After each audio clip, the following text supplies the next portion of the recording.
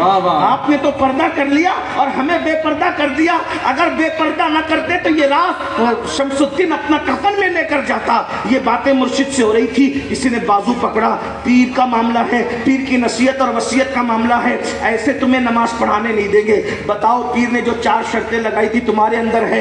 روتے ہوئے بادشاہ نے کہا الحمدللہ میرے اندر یہ 4 شرطیں موجود ہیں اور میں نماز جنازہ پڑھانے کا مستحق ہوں. بتاؤ ہمارے دور عروج کی داستان یہ ہے. ہم کب تک بادشاہ تھے؟ بادشاہ بھی تہجد گزار تھا.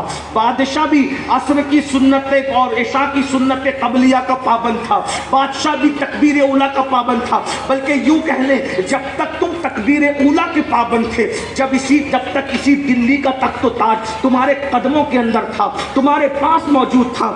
آج تو حال یہ ہے میرے بھائی, اب تو نماز کی چھٹی کسے ہے, اب تو نماز کا وقت کسے ہے, اب تو کہتے ہیں نماز کو ٹائم نہیں ملتا. 8 گھنٹے بازار میں بیٹھ سکتے ہیں رزق کے لیے, مگر رزاق کے لیے 10 منٹ کا ٹائم مسجد میں نہیں دے سکتے. مجھے بتاؤ, کہتے ہو ہم زوال پذیر ہو گئے, ہمارے زوال کے اسباب کیا ہیں؟ سن لو, اللہ سے جڑے ہوئے تھے تو عروج پر تھے, خدا سے رشتہ کمزور ہو گیا تو زوال پذیر ہو گئے.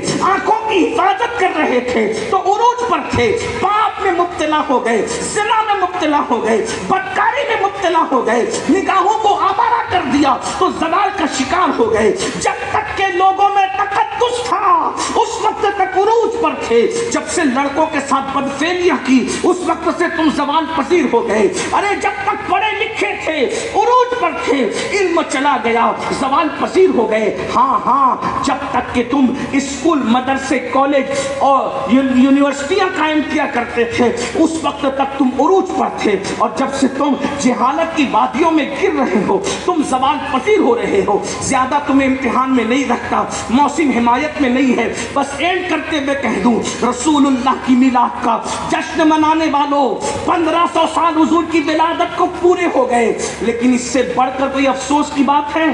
1500 سالوں میں میری قوم کو ہم ابھی تک یہ بھی نہیں بتا سکے کہ نبی کے دادا دادی کا نام کیا ہے. یہی ہے ہماری عقیدت رسول, یہی ہے ہماری محبت رسول. حضور کی 11 بیویاں تھی تو ان 11 بیویوں کے نام کیا ہے کسی کو پتا ہے؟ کسی کو معلوم ہے؟ یہ اتنے لوگ بیٹھے ہوئے ہیں, ڈگریاں حاصل کرنے کے لیے 25 سال لگا دیے. کیا نبی کی سیرت پر کوئی ایک کتاب بھی پوری پڑھی ہے آپ نے؟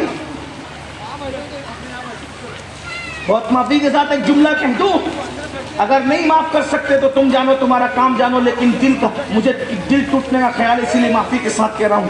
اپنے باپ داداؤں کا ذکر تو بہت کیا, اپنے پیروں کا ذکر تو بہت کیا, گلی کے ننگے دھڑنگوں کے ذکر تو بہت کیے, کرامتیں نہ تھی تو بھی گڑ گڑ کر کے بیان کیا, لیکن جس کے معجزات قرآن بیان کر رہا ہے اس کا بیان کرنے کی توفیق نہیں ہوئی.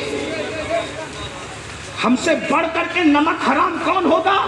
لوگ کہتے جس کا کھانا اسی کا گانا, نبی کے ٹکڑے کھاتے ہو اور دوسروں کو پروموٹ کرتے ہو. ارے سب کا ذکر کرو, سب کا ذکر کرو, ہم منع نہیں کرتے, لیکن سب سے پہلے نبی کا ذکر کرو. محمد علی جوہر نے کہا تھا کہ دنیا میں احترام کے قابل جتنے لوگ میں سب کو مانتا ہوں مگر مصطفیٰ کے بعد. سبحان اللہ, سبحان اللہ. بہت وہ اللہ ہو کر قرآن میں سب سے زیادہ مصطفیٰ جان رحمت کا ذکر کرے, اور تم امتی ہو کر سب کو لے, میرا باپ, میرا دادا, میرا پیر, میرا دادا پیر. کبھی نبی کے نام پہ بھی محفل سجائی, اور سجائی تو کبھی نبی کی سیرت بھی بیان ہوئی. ارے کوئی بیان نہ ہو, صرف نبی بیان ہو تو سب کا ذکر ہو جائے, بلکہ نبی بیان ہو تو خدا کا بھی ذکر ہو جائے. اس لیے کہ اعلیٰ حضرت کا مسلک یہ ہے, کیا ذکر خدا جو ان سے جدا چاہو نسیو واللہ ذکر حق نہیں کنجی سکلتی ہے. سبحان اللہ, سبحان اللہ. حضور کا ذکر اللہ کا ذکر ہے. یہ افسوس ہے ختنہ پر نچنیاں بلانے والوں, کلمے کا یہی حق تھا. شادیوں کے اندر ڈی جے لگانے والوں، کلمے کا یہی حق تھا، حق کے کلمہ تو یہ تھا کہ بیٹے کی ختنہ ہوگی، ذکر رسول کی محفل سجے گی، بیٹے کی شادی ہوگی، ڈی جے نہیں بجے گا، ذکر رسول کی محفل سجے گی، باپ کا تیجا ہوگا، ذکر مصطفیٰ کی محفل سجے گی، باپ کا چہلوم ہوگا، ذکر مصطفیٰ کی محفل سجے گی، ماں کی برسی ہوگی، ذکر مصطفیٰ کی محفل سجے گی۔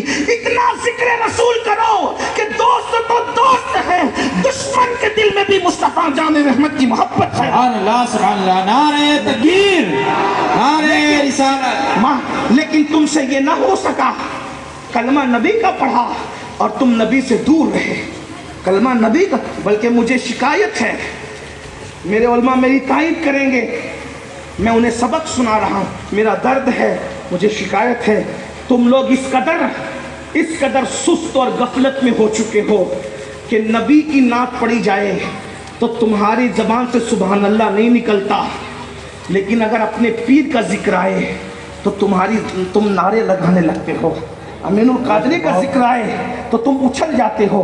تو یہ شاعر لوگوں نے کیا کرنا شروع کیا کہ نبی کے نام پہ یہ سست بیٹھے رہتے ہیں تو اپنا کام نہیں چلتا، پیر کے نام پہ اچھلتے ہیں، چلو پیروں کا ذکر کرو، اور اب سب ایسے نہیں ہوتے، یہ ناہید ایسا نہیں ہے، یہ تو نعت پڑھ دیں نبی کے، اور ان کے منہ پہ نہیں کہہ رہا ہوں، لیکن ایک بات کہہ رہا ہوں کہ بھئی جس کے نام پہ اچھلتے ہیں اور نوٹ آتی ہے چلو اسی کا ذکر کرو، تو پھر کیا ہو رہا ہے، کس کا ننگے دھڑنگوں کا گائبن شاہ، جس کا نام بھی نہیں، گائبن شاہ آپ کے شہر کے گائبن شاہ کو نہیں کہہ رہا ہوں، یعنی گائبن شاہ اس کو کہتے ہیں جس کا نام بھی پتہ نہیں، گائبن شاہ کے نام پہ رات بھر محفل ہو رہی ہے، اور جو شاہوں کا شاہ ہے اس کا ایک معجزہ بھی ہم بیان نہیں کر رہے ہیں۔